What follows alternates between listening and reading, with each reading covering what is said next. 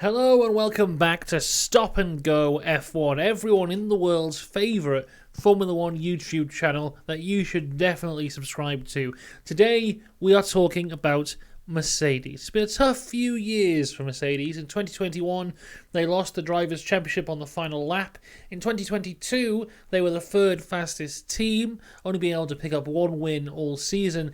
And now, after the first race of 2023, they appear to be the fourth fastest team, with Aston Martin leapfrogging them.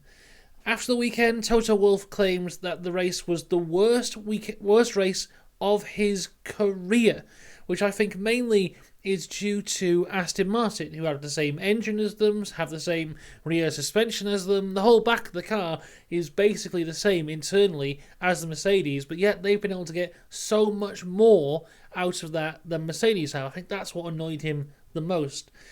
And the question is, what's next? There were all these rumours about the Imola upgrade coming. At Imola, Mercedes are going to have a big upgrade coming and we're going to see them claim back their top spot on the grid. But after the race, Toto Wolff revealed that big upgrade was only going to give them about 0.3 of a second in qualifying, which would have still put them behind one of the Ferraris if they had it at Bahrain. But the thing is, now Toto Wolff wants to scrap these upgrades entirely and go to an entirely new concept, many of whom think this new concept will be the Red Bull side pods, which have been copied by the majority of the grid at this point. And the thing is with that is Formula 1 is like a maths exam. You get 1 point for the correct answer, you get 7 points for showing your workings. Just because you slap the Red Bull side pods onto the side of the Mercedes doesn't mean it's necessarily going to go quick. As much as everyone points to that as the reason to Mercedes' failure here, it doesn't necessarily mean that it is. It could be anything else in the car. We don't know that is the fault. We just know that is the most visually different part of the car. The reason the Aston works is not because it's a Mercedes engine with Red Bull side pods.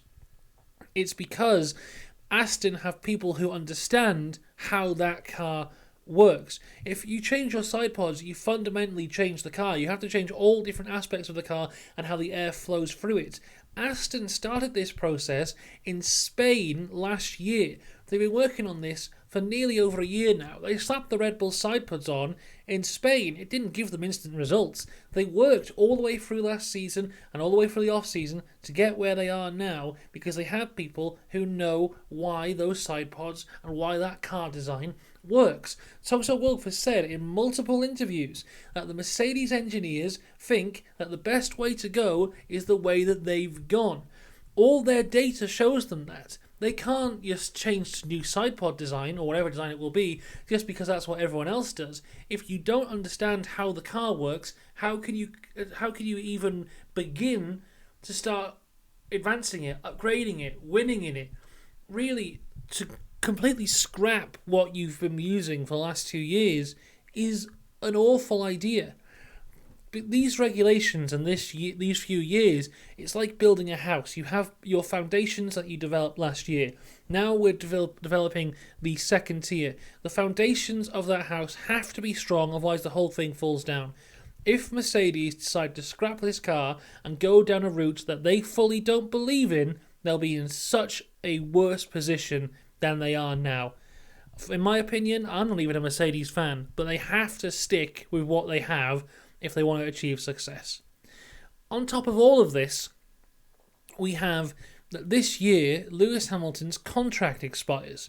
After winning 7 titles with the team since coming in 2013, this could be his final year at Mercedes. And a few years ago when this was pondered, it was quite obvious he would carry on. And even a few months ago, I had in my head that he would probably carry on to 2025, then retire just before the new engine regulations. But at this point, does Lewis Hamilton stay with Mercedes?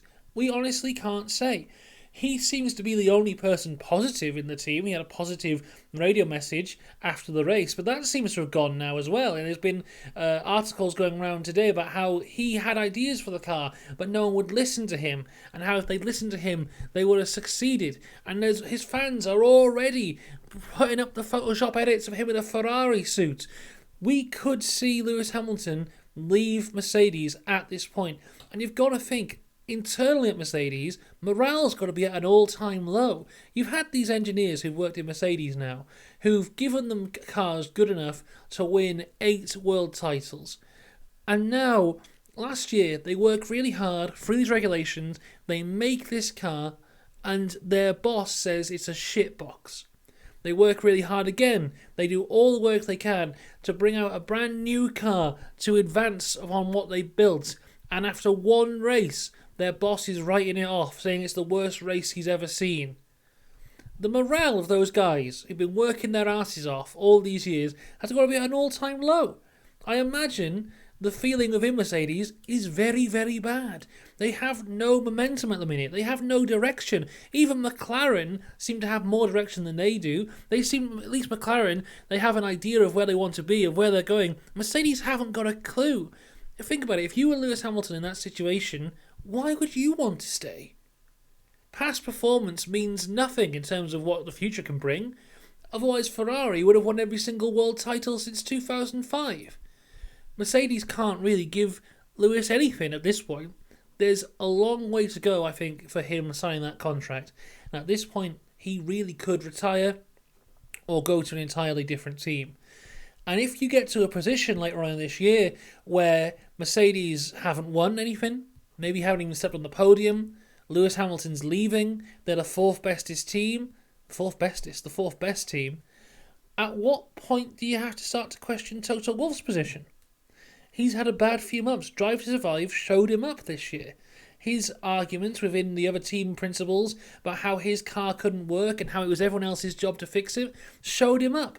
The opinion on him has changed. He's no longer this great leader. He's a big crybaby now. And that was built upon after the race, where he's just insulting everyone who's worked so hard. At what point, what has to happen in Mercedes to the point where they go, maybe Toto Wolff is part of the problem? It's going to be a difficult year for Mercedes. And I think it's going to get explosive. I thought that Lewis Hamilton might be the positive link that keeps everyone together. But upon looking at these articles that are now coming out about how he knew the direction the car should go in and no one listened to him, it appears that positivity may have worn off a little bit. There's going to be explosions within the Mercedes team this year, that's for sure. This will not be the last time we talk about Mercedes in this light. Please let me know what you think is going to happen.